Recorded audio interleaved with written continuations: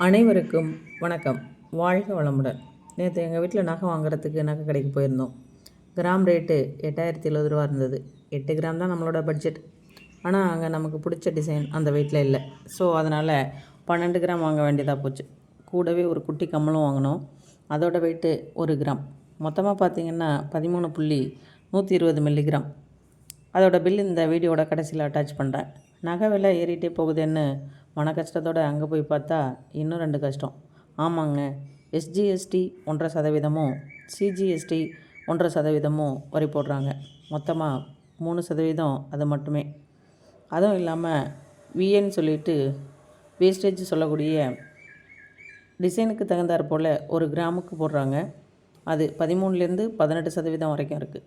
மொத்தமாக 13.120 மில்லிகிராமுக்கு 1,22,400 ரூபா கொடுத்து வாங்கிட்டு வந்தோம். இந்த 1,22,400 நம்ம வாங்கின 13.120 மில்லிகிராமால் வகுத்திங்கன்னா 1 கிராம் 9,329 ரூபா. இதில் அந்த 9,330 மைனஸ் 8,070 அப்படிங்கிற அந்த அன்றைய கோல்டு ரேட்டை கழிச்சா 1,260லேருந்து 1,570 ரூபாய் வரைக்கும் நகையோட டிசைனுக்கு பொறுத்து, வேஸ்டேஜ் பொறுத்து எக்ஸ்ட்ரா நம்ம பணம் கொடுத்து வாங்க வேண்டியதாக இருக்குது. பெண் குழந்தைய வச்சுருக்க நீங்கள் கிராம் கணக்கிலையாவது நகையை வாங்குங்க. விவசாயிகளுக்கும், நெசவாளர்களுக்கும், கட்டிட தொழிலாளர்களுக்கும் மனமார்ந்த நன்றிகள். மீண்டும் அடுத்த வீடியோவில் சந்திப்போம். அதுவரை உங்களிடமிருந்து விடைபெறுவது ராஜேஸ்வரி சக்திவேல். நன்றி.